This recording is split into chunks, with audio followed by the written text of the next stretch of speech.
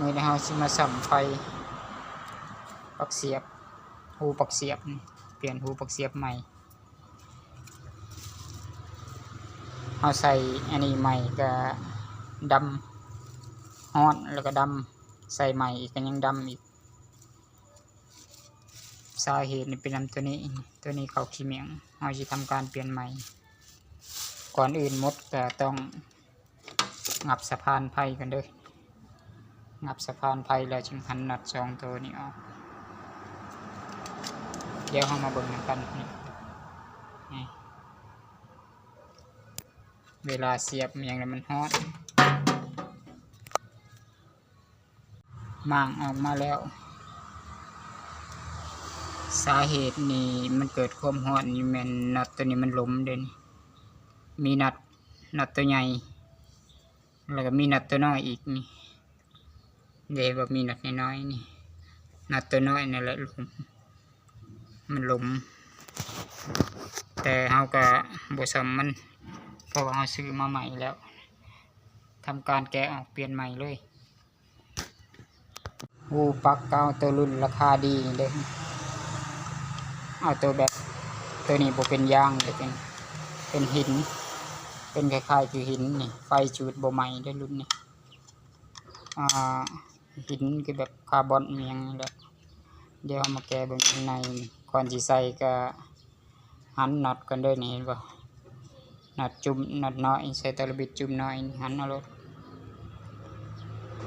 หันแต่ละจุดให้มันแน่นจากนั้นจริงใส่ครีมนี่มันบีบแต่ละอันนี่น้อยหนึ่งบีบแต่ละอันนี่น้อยหนึ่งพอเวลาบัดเราใส่งานอย่างนี้เสียบเข้าแล้วมันแข็ง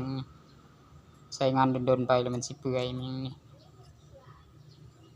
เห็นให้ทองตัวนี้มันอ่อนได้เดี๋ยวสิทำการจับเสพาด้วยถ้าสิติดเสเสานี่ใส่เลื่อยด้วย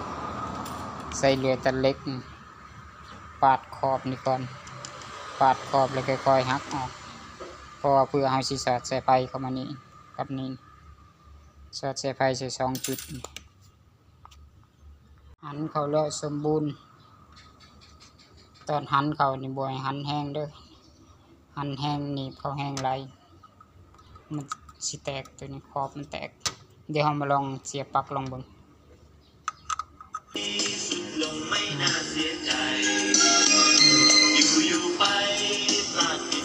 ใส่เตาลมเลย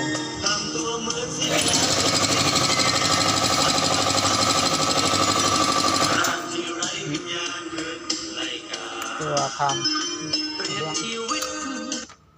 มุดเท่านี้งานต่อใส่เดี๋ยวเรามาเบิ่งตัวแบบนี้มาส่องเบิ่งดูแดดเบิ่งไอ้บ่นี่หัวนัดน้อยๆนี่มันไ